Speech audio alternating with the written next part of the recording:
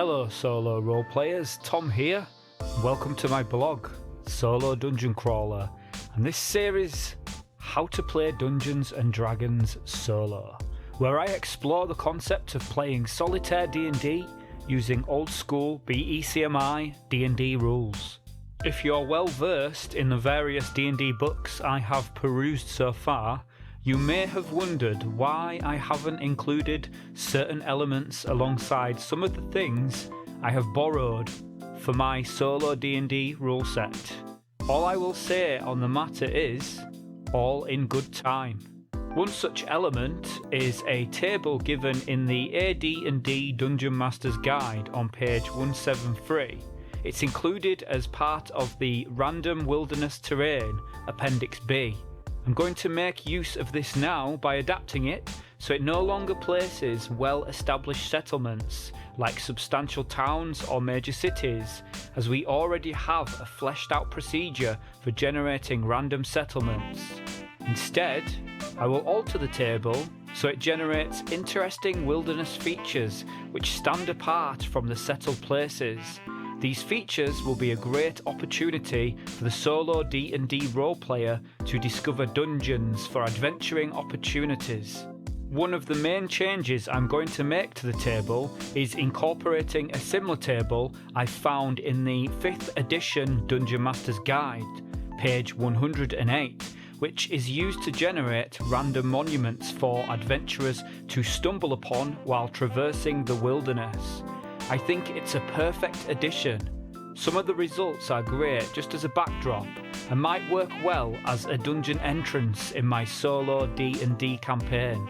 I will add the monuments table as a subtable, and I will also replace settlements in the main table with ruins. These ruins are begging to be the next major dungeon entrance.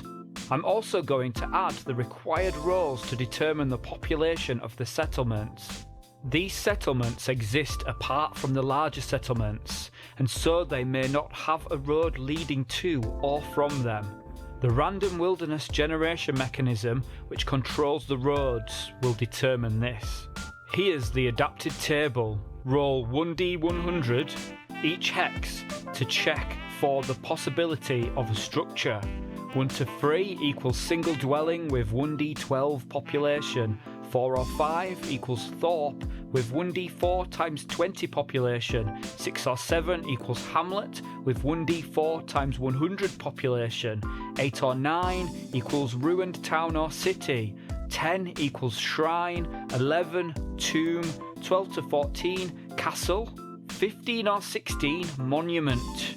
17 to 100 equals uninhabited.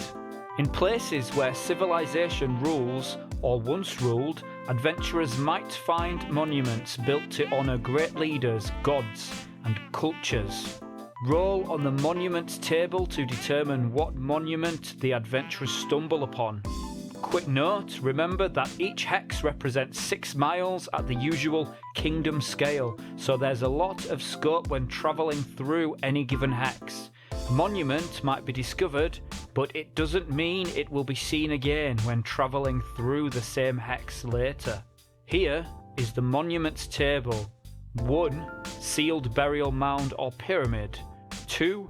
Plundered burial mound or pyramid. 3. Faces carved into a mountainside or cliff. 4. Giant statues carved out of a mountainside or cliff.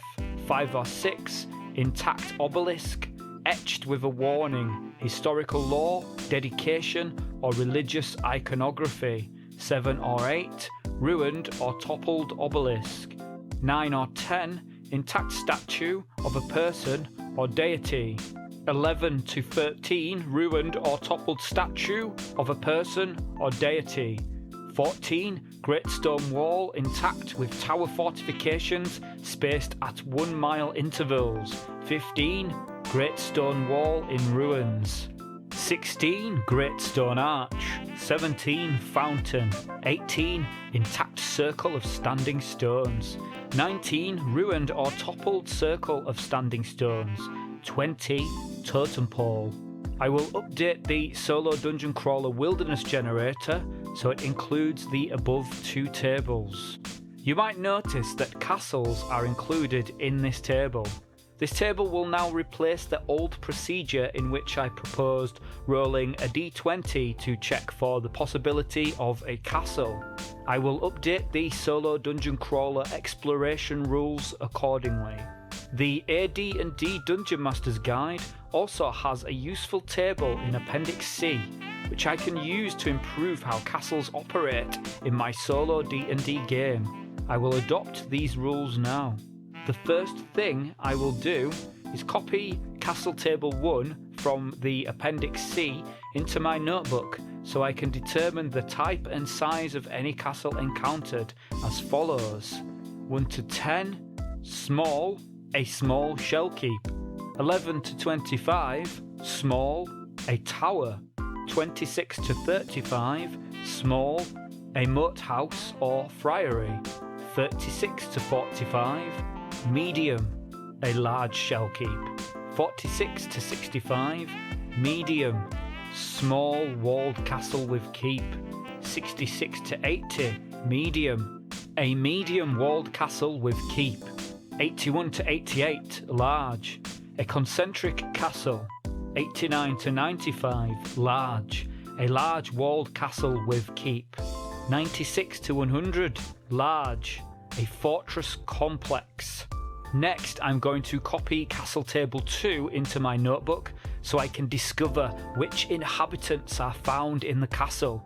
You'll now see why it was important to categorise the castle types into their relative sizes previously.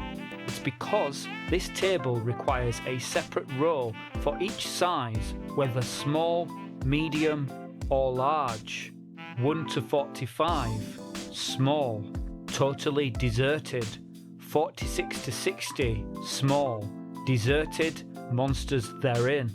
61 to 70, small, humans. 71 to 100, small, character types. 1 to 30, medium, totally deserted. 31 to 50, medium, deserted, monster therein. 51 to 65, medium, humans. 66 to 100, medium, character types. 1 to 15, large, totally deserted. 16 to 40, large, deserted, monster therein. 41 to 60, humans. 61 to 100, character types.